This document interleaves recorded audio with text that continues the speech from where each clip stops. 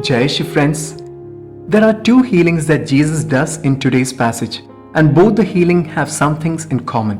Firstly, Jesus is seen healing two women. Secondly, Jesus also is sought as the last resort by Jairus and the woman with the hemorrhage. Jairus saw Jesus as a last resort because he was the leader of the synagogue, and naturally, he was also a Pharisee, one of those who tried to trap Jesus. And so, in a way, he was the opponent of Jesus. And the woman with hemorrhage for 12 long years had tried everything she could and spent all she had before coming to Jesus. Yes, this is a strong message.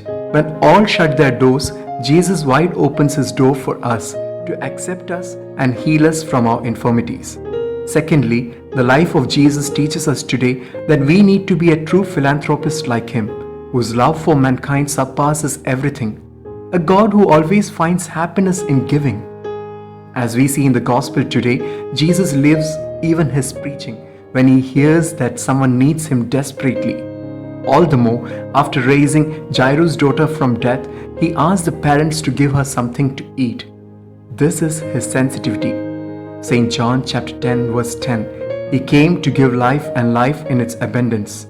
Thirdly, it also teaches Jesus was convinced of what he had to do, and certainly he had clarity of his mission and purpose of life.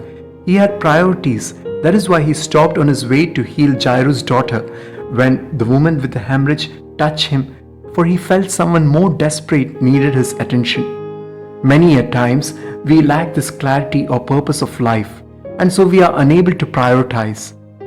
Finally, nowhere else in the gospel we see Jesus addressing a woman as daughter, but here.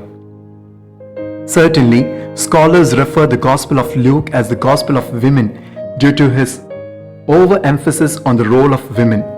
During Jesus' time, women were second-class citizens and they were mistreated, but we see in Luke, women were raised and Jesus befriended them.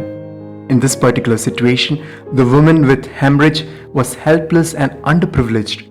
She was considered a sinner whose touch even would make someone unclean. But Jesus overlooked all that and applauds her strong faith, gives her a psychological relief and healing, and also unites her with a community of believers. Obviously, this is one of the reasons St. Luke's Gospel is seen as a gospel of mercy, forgiveness, and joy. We celebrate today the feast of this great saint who portrayed Jesus as a universal savior of all.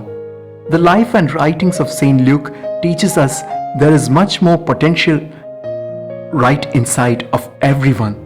As Albert Einstein said, everyone's a genius, but if you judge a fish by its ability to climb a tree, it will spend its whole life believing that it's a stupid.